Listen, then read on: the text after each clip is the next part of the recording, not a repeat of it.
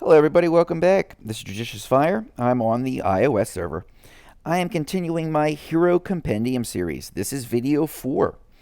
Over the last 3 videos, we have looked at the first 36 heroes in the game of Castle Clash using our Hero Compendium, blue tab at the bottom of our play screen, and it has guided us chronologically through the history of Castle Clash. We are looking at best builds.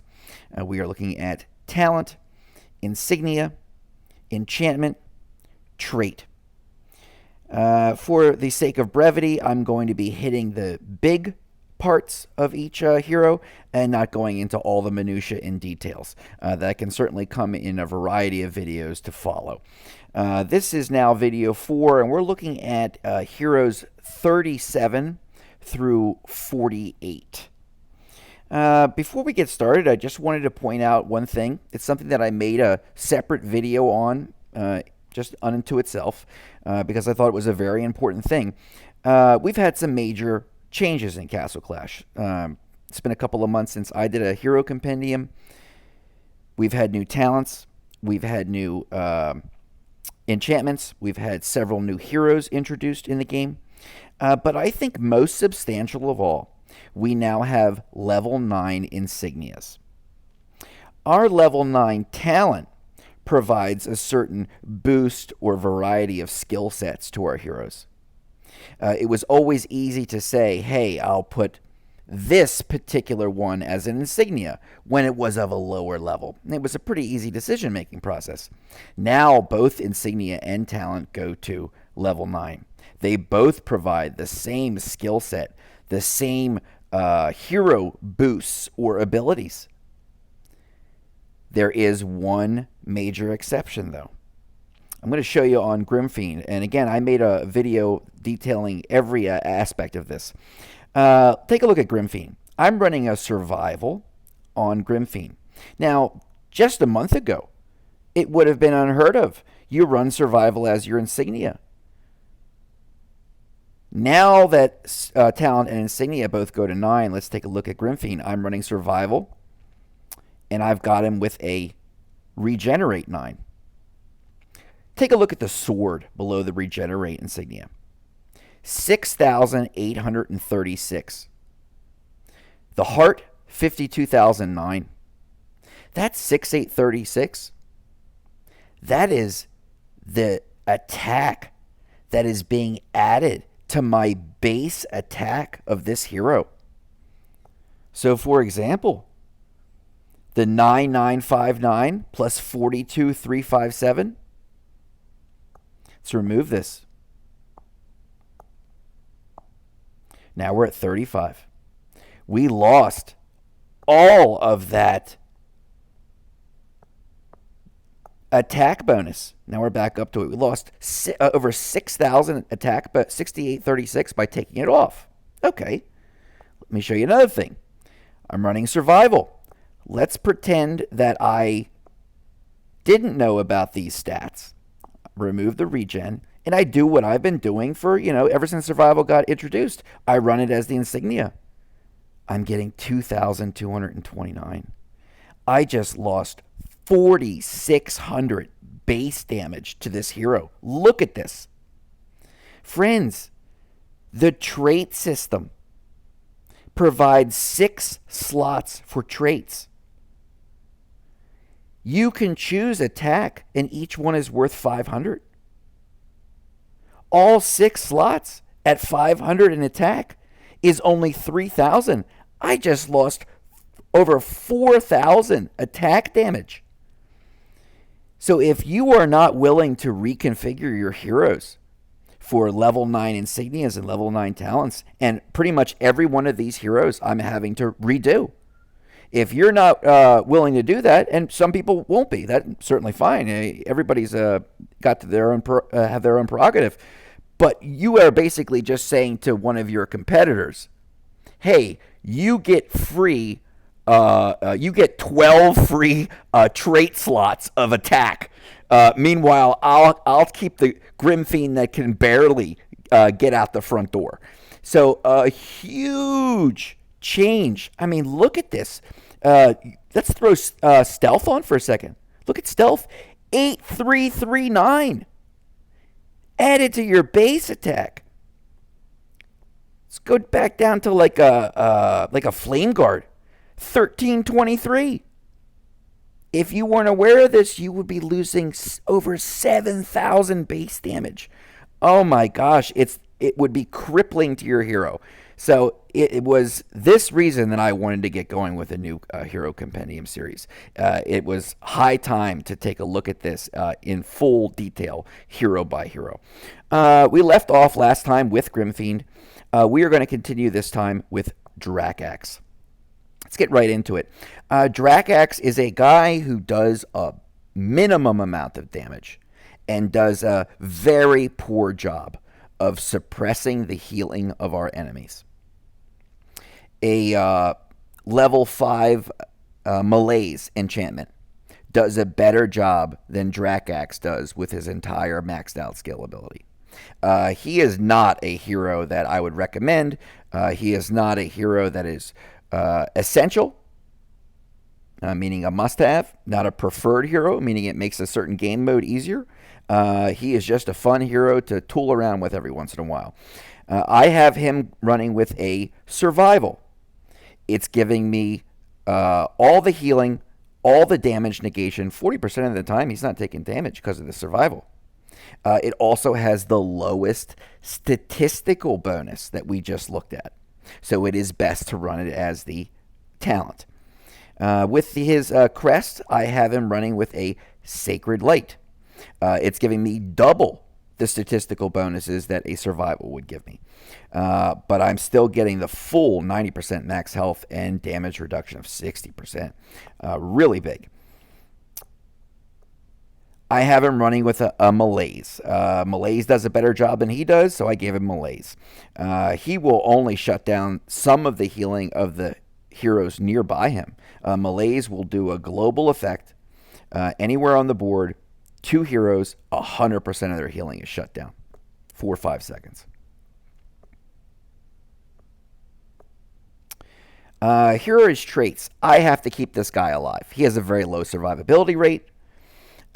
He can be taken out with 1 hit in this game. With dodge, I am hoping and helping to prevent that from happening. Drac Axe is not somebody that you need to chase in this game. He is not a hero that is a necessity in any way. Almost 50,000 damage, 1.17 million health, real high dodge rate. The rest is the result of the natural upgrading process.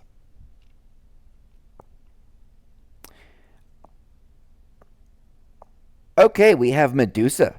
Medusa is our next hero. Medusa creates a ring, 2 rings of damage. The neat thing is, if there are multiple heroes that fall within those rings, she will hit all of those heroes simultaneously. So she can hit multiple targets at once if they are within those rings of damage. One petrifies, the other one reduces energy and movement speed. Medusa is one of the highest DPS or damage per second heroes in the game of Castle Clash. She is easily top 10, might be somewhere around number 7. She is a great hero to really cook up some heavy scores in damage cap modes. She is not an archdemon hero. But boss battles, labyrinth goblins, things like that, certainly. But she's not to be used in archdemon. In terms of her talents, I gave her a Sunder because she is so great at damage cap modes and she has such high DPS. Sunder is the perfect talent, very much setting her up like an archdemon hero. I also gave her Survival. This is when I want to use her in a general game mode. Just general use, everyday use of Medusa, and enjoy her as a hero. And this is when I want to really get the scores up in damage cap modes. For Chris, I have her running with a 9 Brawler's Favor. It's giving us 900% attack damage, extra 900% against an enemy Oracle faction, a green hero, but in addition, an 8,111 damage attack boost for Medusa, as well as 40,000 health. Very significant. If I am running her with the survival for general game modes, I would probably pair it up with a Sacred Light. Because we're going full defensive at that point. So, in this point in the compendium, I'm starting to finally be able to build heroes with one offensive option and one defensive option. They are able to do that because of skin or because of the fact that they have gotten to be a little bit higher quality heroes, newer heroes. I'm running her with a Pyre Mage, an extra helper in battle, just like with Beast Tamer, Siren, and Pumpkin Duke. All attack. I want her to do as much damage as possible.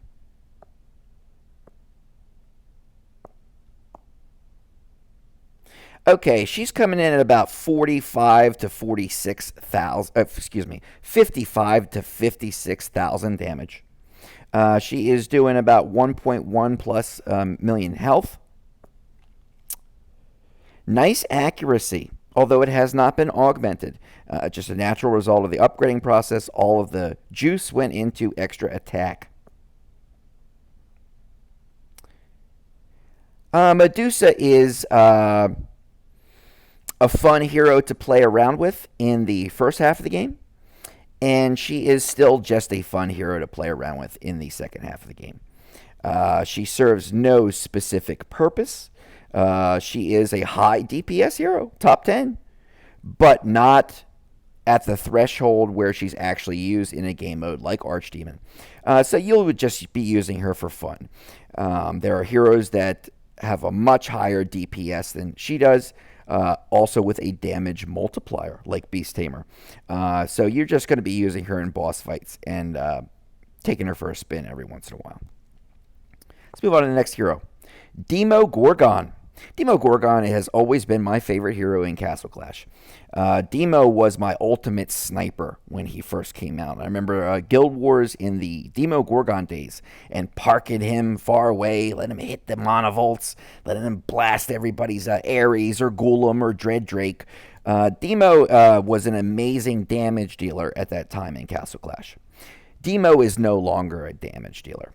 By the final third of this game, there is no damage that Gorgon is going to do to the premier elite upgraded heroes. He does not have that capability any longer. In fact, he'll probably get himself killed by you trying to kill other heroes using Demo. Demo serves only one purpose in this game any longer, and that is the ability to blind a hero. That blind will basically render them completely inaccurate during the course of the battle, as long as the skill is affecting them. Up until the release of Ripper, no hero had been immune to Gorgon's blind. But IGG decided to put that ability on Ripper. Ripper is the only hero now that is immune to that blind from Demo. For Gorgon, I am just using him for the blinding effect. Identify the one or two things that your hero does best. Use the traits, talents, insignias, enchantments, the upgrading process to make those one or two things even better. So we are using Demo as a carrier for the blinding effect. In order to do that, we are running two different builds, an offensive and a defensive build. The Sacred Light is actually my offensive build.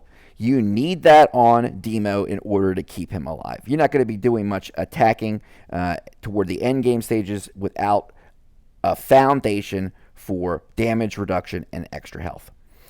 His defensive build would be a survival, giving him damage negation for 40% of the time, as well as a healing effect. That's something that he lacks. When I am running him offensively with the Sacred Light as my foundational talent, I am running him then with a 9 Wicked Armor. It's reflect damage that'll kill him. This will help to mitigate that tremendously. He will survive with this kind of a build. And with 110% attack boost and a 7,000 base damage boost, it's a really great way to run Demo. If I am going with a survival, then I'm going to go full defensive, and I'm going to go with a Sacred Light to give him damage reduction and still 2,300 extra bonus than if I had run survival as his Insignia.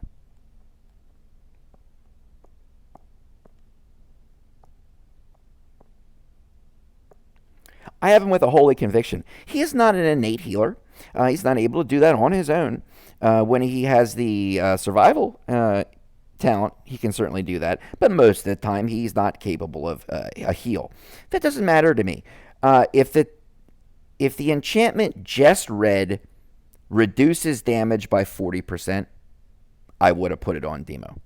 Holy Conviction is an amazing enchantment. I might even go so far as to say it is the best enchantment in Castle Clash. It used to be Victory Lunge, but as they say around the water cooler, the meta has changed.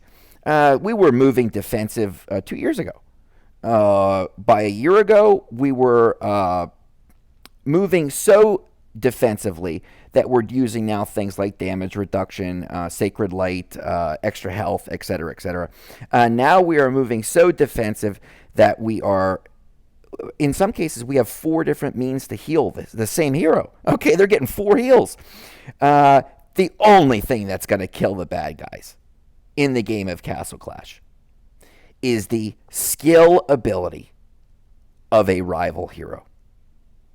The only way for your heroes to use their skill is for them to stay alive, and to stay alive for a very long time. It is the use of repeated skill activation that's going to kill the maxed out heroes in this game. All dodge. I got to keep this guy out of danger. There is the argument that he will hit better delivering a blind or delivering the minimum damage that he can really do at this point in the game with an accuracy, but any reduction in that dodge by giving it to accuracy is going to make this guy, they're going to eat him for breakfast. So all dodge, defensive stuff, deliver the blind. We're over 52,000 health, 52,000 damage, 1.2 million health, heck of dodge, and still relatively a reasonable accuracy. Demo Gorgon. Okay. First half of the game, Demo is a preferred hero. He does a great job. He'll knock out hero after hero.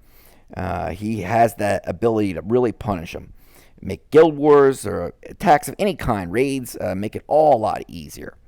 By second half of the game, the majority of players, I think it's safe to say, have abandoned Demo Gorgon and replaced him with somebody who's far, far better. The next dragon or heroes that do similar things to him, but far better. I'm still using my Demo. I'm still using him in guild wars attacks. I use him for nostalgia purposes, not because he is the best hero for those game modes. So preferred in the first half, just fun in the second half of the game. Trixie Treat. Trixie Treat is an absolutely essential hero. You cannot compete at the highest levels of the game mode Archdemon without a Trixie Treat. Trixie is, I believe she has the second highest DPS in the game of Castle Clash. That is one of the reasons that she is used in Archdemon.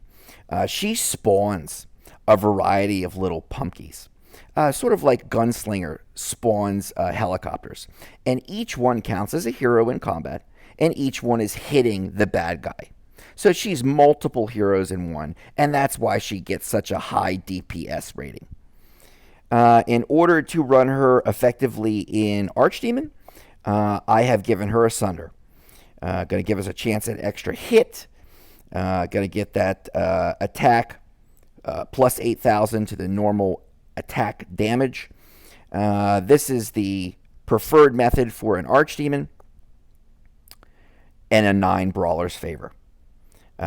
Even at 9 Insignia and 9 Talent, this is still the way to go.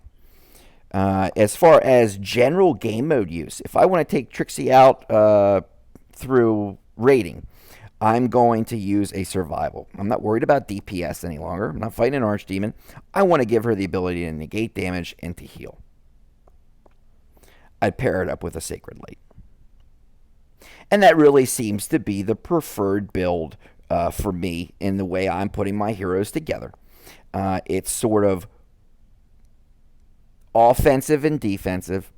What they do most often versus what they sometimes will do. And in that sometimes zone, I want to make sure they stay alive. I got it with a Pyramage. That is a helper in combat. It's like an extra Pumpkin or an extra Gunslinger Copter. It's a helper in combat to get our score up in a damage cap mode. In order to reach maximum score of 500,000 and to sustain that, she is all attack.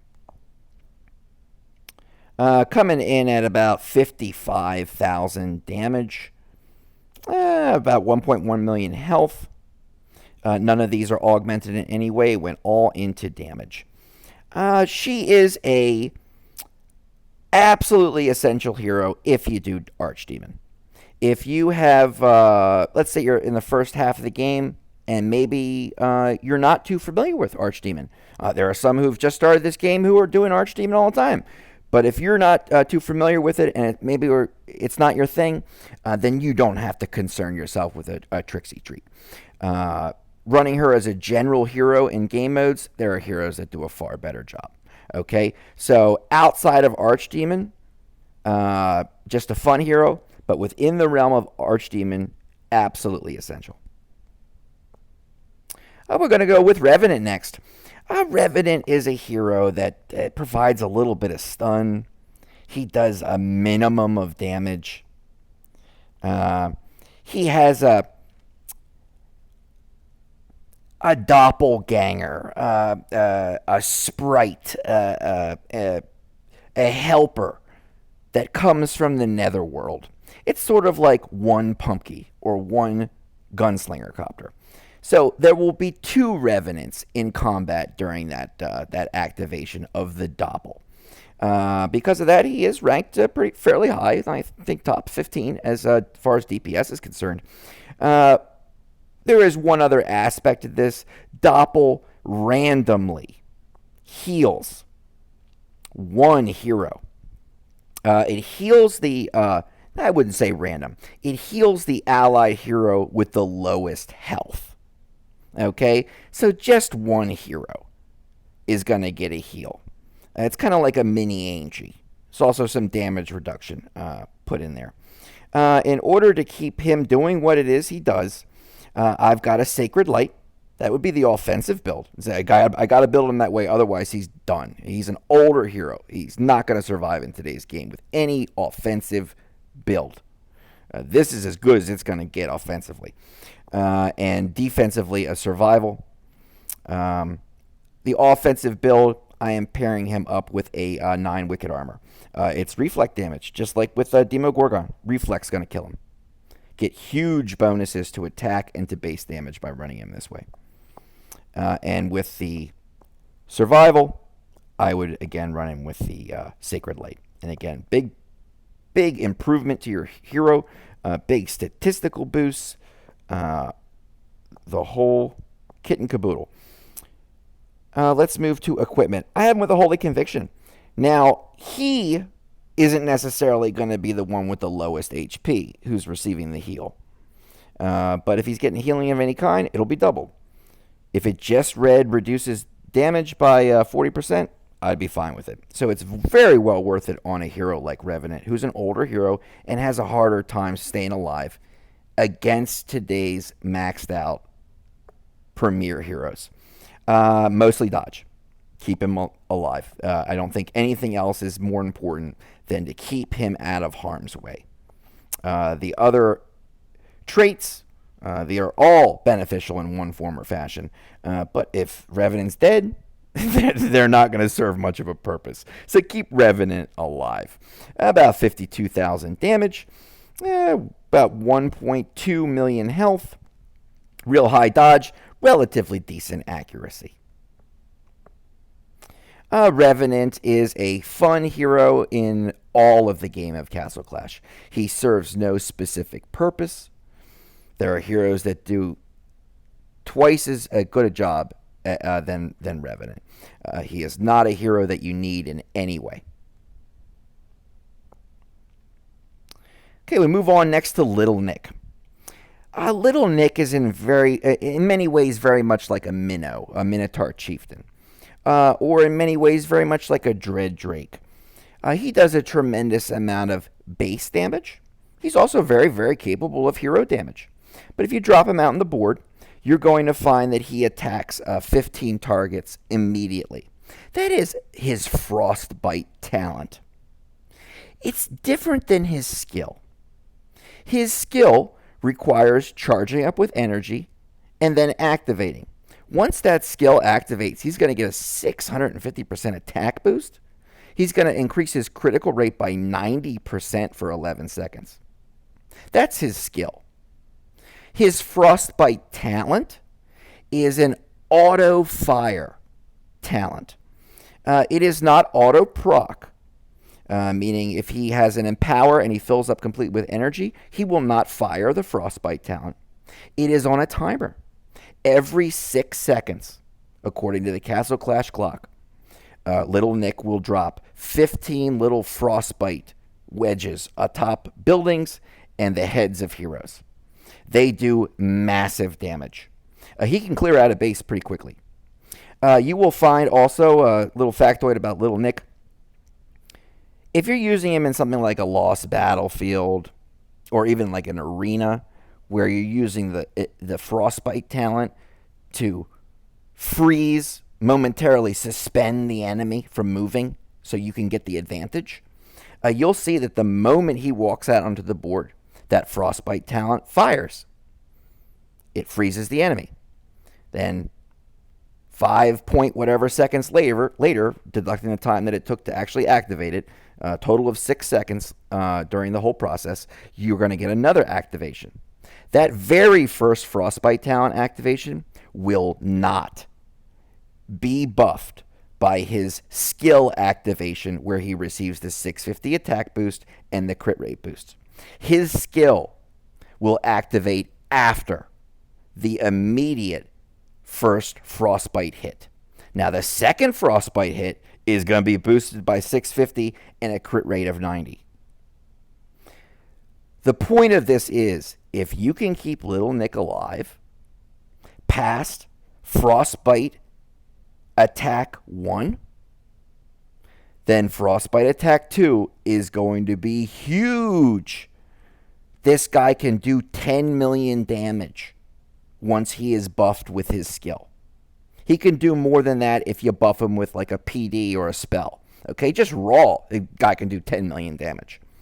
In order to help with that damage dealing capability and to help keep him alive, I'm using a Vigorous Fury.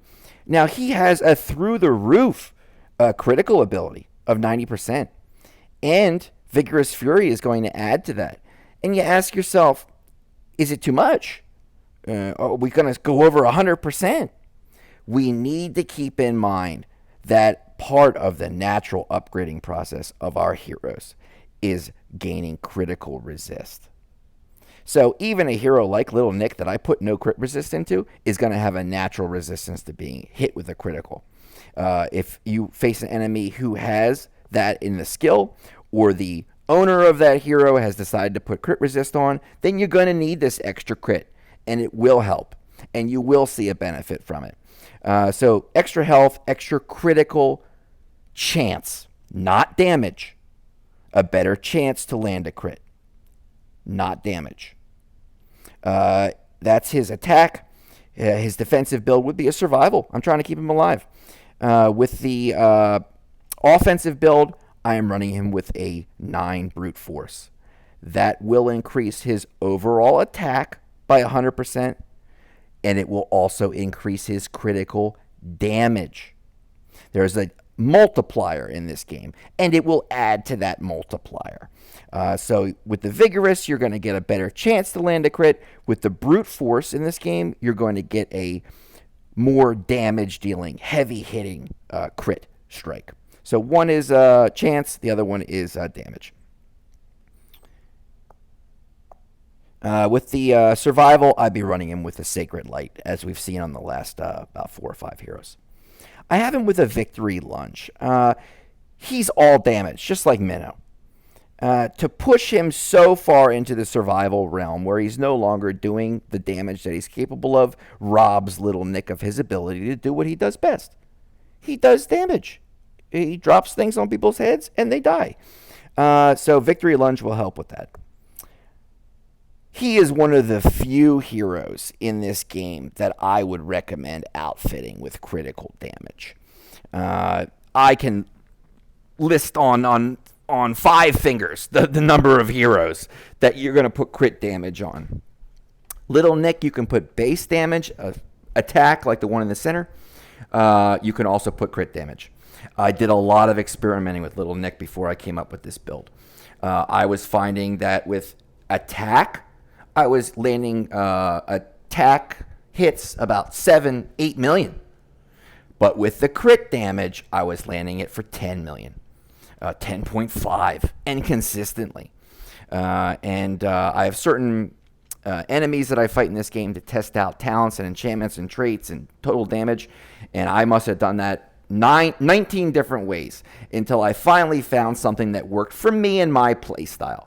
I like the fact that he's going to do mass crit damage into the high millions. About 52,000 health, or 52,000 damage, excuse me. About 1.1 million health. No augmentation of these at all. Those are natural products of the upgrading process. Okay, is Little Nick... what is Little Nick? During the first half of the game, Little Nick is a preferred hero. Okay? If you want to smash up some bases, he is a go-to hero. The day you get a Minotaur Chieftain, and at this point in the game, a very well-built Commodora. Not just any Commodora, but one that actually survives for a couple of seconds. If you have either one of those heroes, you will retire Little Nick immediately. During the second half of the game, if you have not retired him yet, then you are still using him in some form or fashion to just quickly frostbite freeze in Lost Battlefield, in Lost Realm, maybe even in Arena. And in those areas, I would call him a preferred hero as well. That's working for your playstyle, and in some cases, a Lost Battlefield with Little Nick can turn the tide of battle. Okay, that immediate freeze is going to give you a big advantage in terms of time and ability to react. So I'm going to call him a preferred hero in the game. It's just tough to keep him alive. I found that this build, offensive and defensive, not going so heavy and hard that he's running an unholy pact or something. No, man, it'll be turned to dust. But with this build, he hangs in there a long time. Next, we have Michael. Michael is one of the truly unique heroes in the game of Castle Clash. Michael is a buffer. He buffs like a Cupid, like a Pumpkin Duke, but he is also a very strong hero unto himself. He also creates, kind of like with Revenant, he creates a version or mirror copy, an Archangel in this particular example. And he fights as 2 heroes in one for a brief period of time while that skill is activating. He also deflects 75% of the damage. that he is taking. If I reflect damage, I take 100 damage, and I send that 100 damage back to my attacker. If I deflect with a D, if I deflect damage, I don't take the 100 damage. The 100 damage is reduced to 0. It is negated. It's like a natural stone skin. That 100 damage then is sent back to my attacker. Huge. So they get hit and we don't. Deflect is big in this game. And speaking of deflect, let me use that as the segue here. Identifying what he does best. He is a buffer. He's going to give attack and attack speed boost to your whole team. Let him do that and do that first and foremost. That's the most important thing about Michael. Okay, not his damage dealing capability, not his deflect. His ability to buff the team. I have gone through a couple of years now with Michael and a couple of changes in Castle Clash and in the environment. At this point, very much like Destroyer in one of the prior videos, I have given up completely on his minor ability to deflect damage. In fact, for me to hold on to his deflect ability will rob Michael of his full utility as a hero. There is no deflect other than from Atlanta Core. There's no deflect that's coming off of Michael or a Destroyer that's going to kill today's top premier maxed out heroes, okay? I have completely abandoned the deflect on Michael. I don't want it anymore. And instead, I want to make him the greatest buffer that he can possibly be. That's going to start with an Empower. He is an auto proc hero. Sit him on your base, and you're going to find he's giving a 74% attack and attack speed boost to your team every couple of seconds automatically. I run this guy in advanced Here Be Monsters. He can be a Guild Wars defender. It's a game changer with the Empower and his ability to auto proc. I have a Survival that sometimes is necessary. Now, here, Survival negates damage. It will completely cancel out his deflect. If he's not taking damage, he's got nothing to deflect. I don't care about that anymore. I like the fact that Michael can heal. I like the fact that Michael can stay alive. I like the fact that he's not the first guy on my team of 6 to die. I like that he can get through the whole battle, and that means total buff throughout the entire course of the battle, except for those brief, microseconds when the skill isn't activating. With the Empower, which I would probably call more of an offensive build, I'm running him with a Sacred Light. Now, Sacred Light's going to reduce his damage. Again, it's interfering with his deflect. Who cares? He's living for the full 3-minute battle now. When I'm running him with the Survival, I would probably, again, be running him with a Sacred Light. Give him extra health and give him some damage reduction. Difference being one is for auto proc, and the other one is going to be for healing and general game mode use. Equipment, Holy Conviction. Give him a chance to get a double 100% bonus to healing. He cannot heal, but with Survival he can, or a teammate or a pet. But the 40% reduction in damage, more than enough, is more than justifying the equipment here. Again, who cares about the deflect being reduced? I couldn't make these changes to Michael and give him this kind of survivability and longevity if I was trying to save the deflect. I just want him to be a carrier, a deliverer for those big attack and attack speed buffs. And the worst thing that you could do on a deflector, I gave him all dodge. Yeah, I said, forget it. I'm going to get rid of this health. I'm going to put all dodge. And now the man doesn't die. Anubis will die faster than Michael dies now. It's been an incredible change with Michael.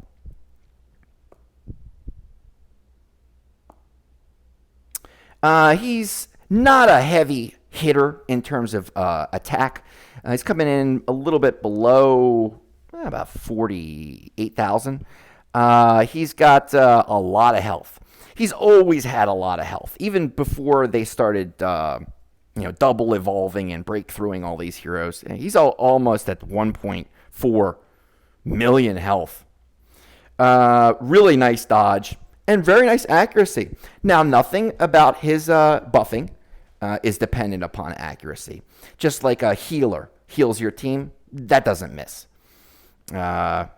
He's going to buff just like PD buffs your team. That doesn't miss. You're not going to get a miss over your head. It has nothing to do with that. You don't need accuracy in any way. You need accuracy to attack and hit an enemy with a high dodge rate.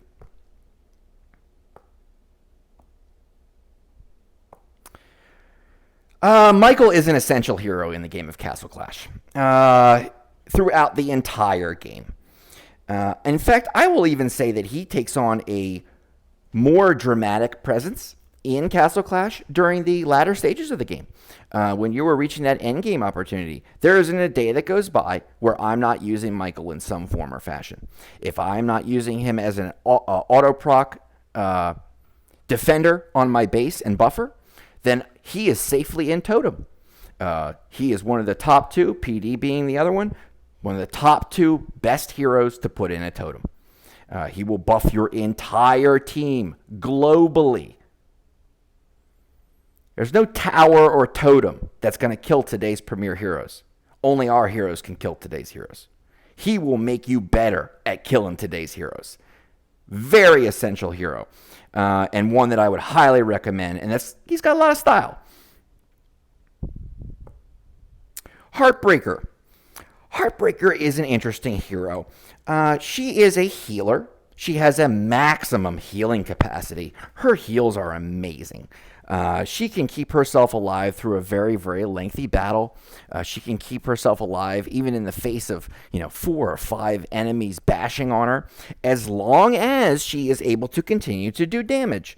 So the damage that she does is linked to her healing capability. She also has an innate critical ability. Okay, if you're going to go crit like we did with Little Nick, I would make sure, or at least I would ask you to please take a look at the skill.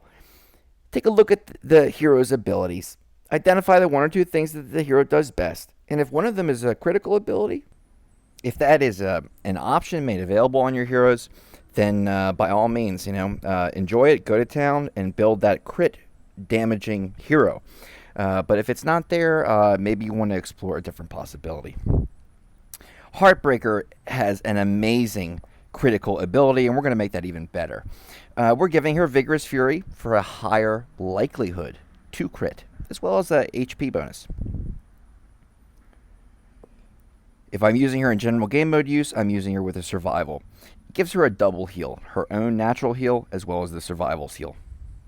With the Vigorous Fury, I'm giving her a Brute Force. Just like with Little Nick, the Brute Force is going to increase the damage that is done.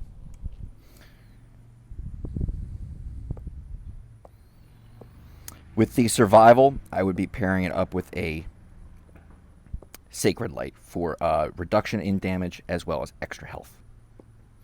You can also put a Regenerate on her.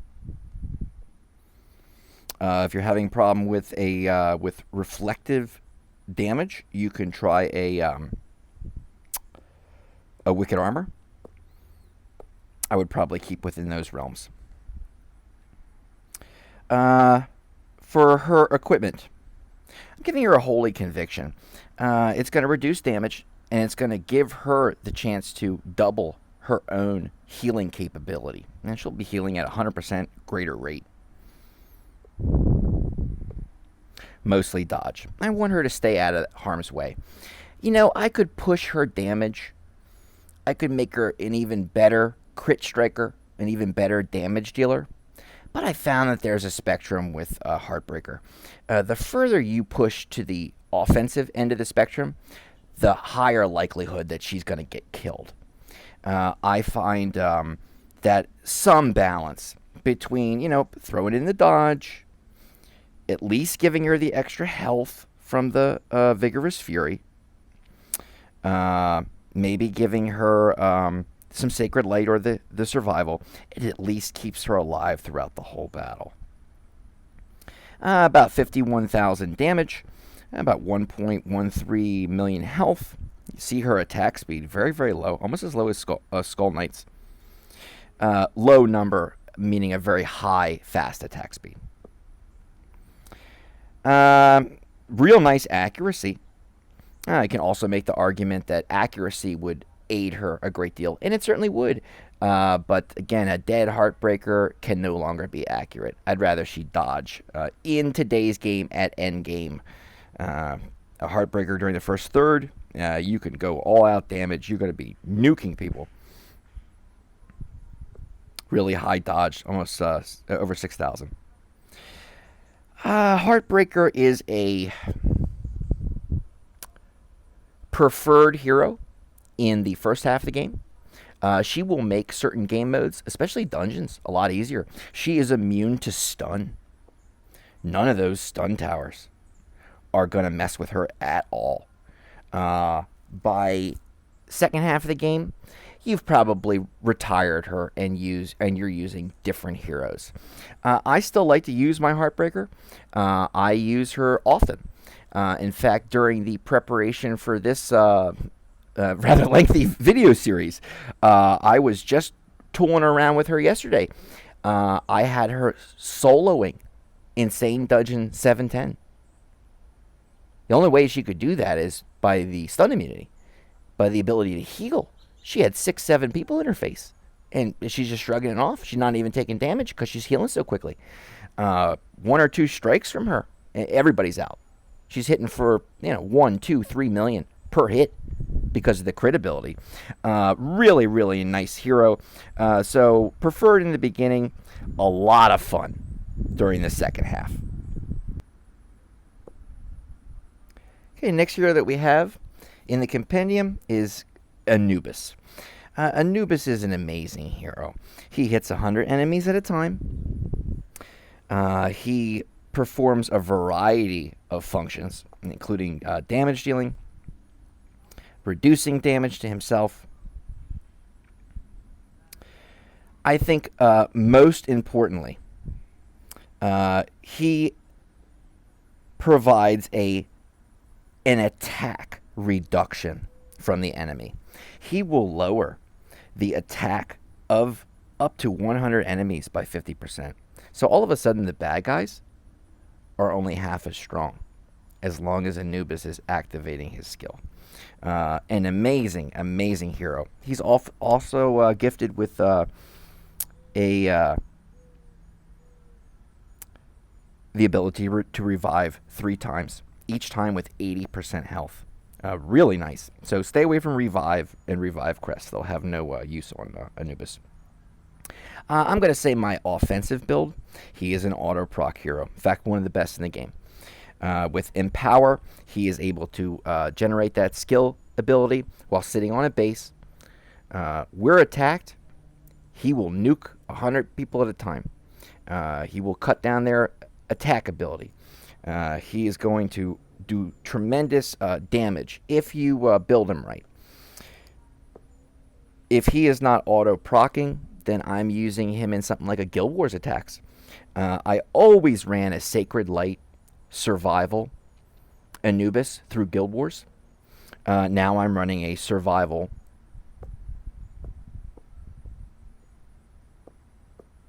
Sacred Light, reversing the two to get all of these statistical bonuses. And it is quite a lot. And it makes him a very, very effective Guild Wars attacker. If you are running head-to-head, if you're doing base damage or you're sneaking up on people, he's not the guy to use. But if you like to knock on your opponent's door and say, hey, it's me, come on outside, and really make your presence known, then make sure that you use an Anubis. I'll be running with the Sacred Light, with the Survival, with the Auto Proc and Power. The Wicked Armor is fantastic. It's like it's tailor designed for Anubis. It functions very much like an offensive Sacred Light. It's reflex damage that's going to hurt him.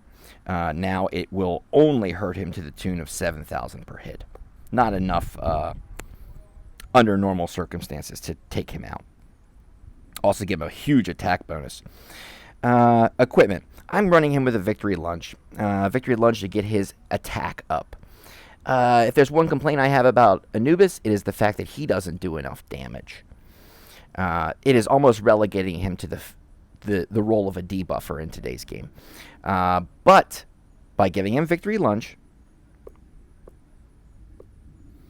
and by giving him all attack, I'm able to get his attack up high enough that he's actually able to kill full maxed out, today's premier heroes.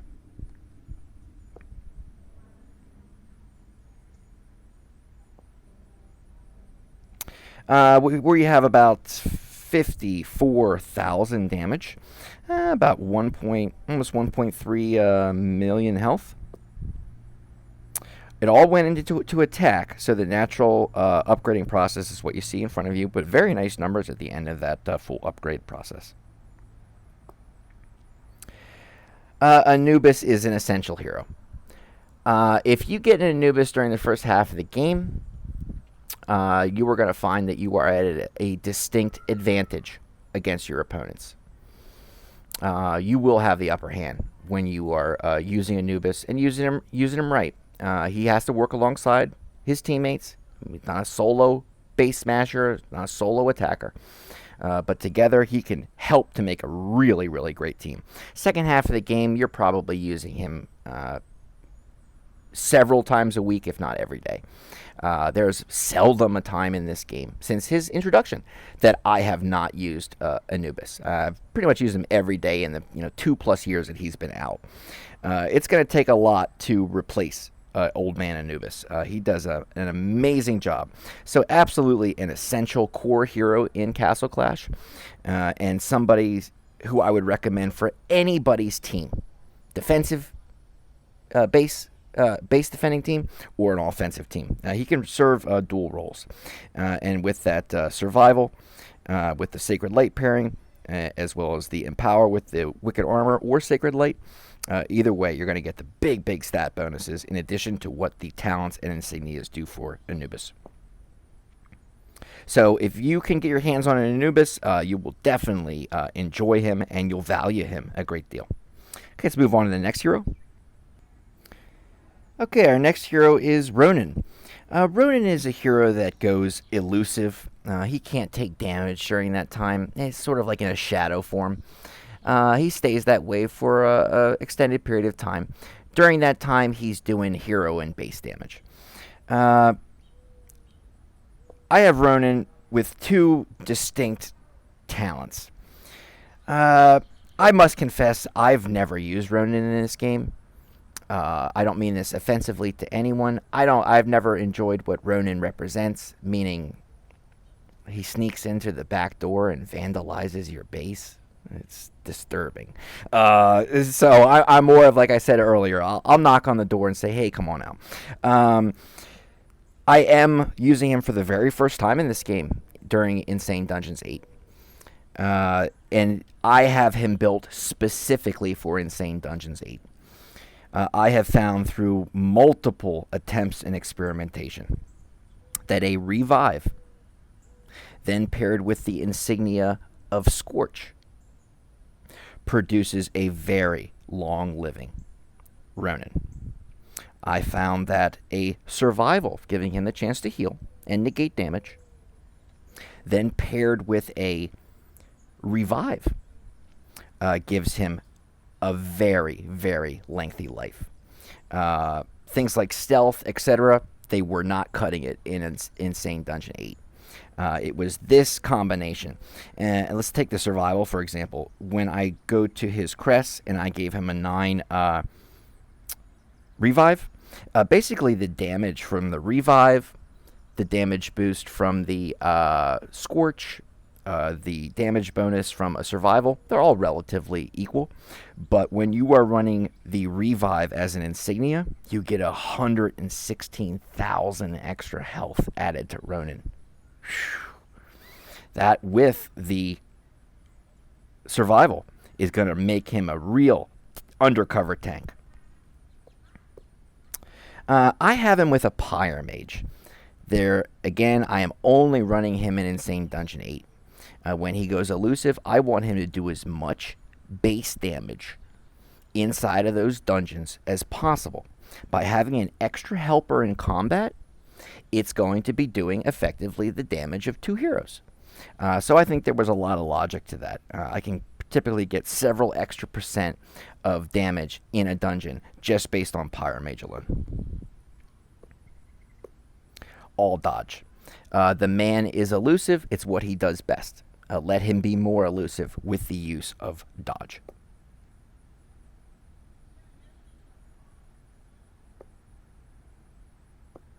I would probably categorize Ronan as a preferred hero in the first half of the game. He's going to make certain processes in this game easier. During the second half of the game, he is probably still staying in that preferred category. Towards endgame, where you are at the advanced stages of dungeons, he is absolutely essential. I could not make my Insane 8 dungeon team without the use of Ronan. Without him, I could not be successful. I would be stuck. He's the only guy that's able to live for any extended period of time because of the fact that he's invisible for most of the time. So a great hero to have in the advanced stages of this game, and for many other game modes that Castle Clash has to offer.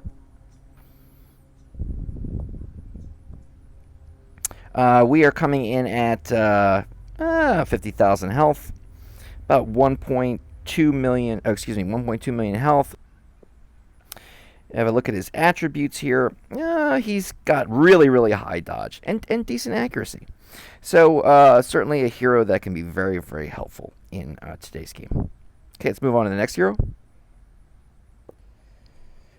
And we come to Gunslinger.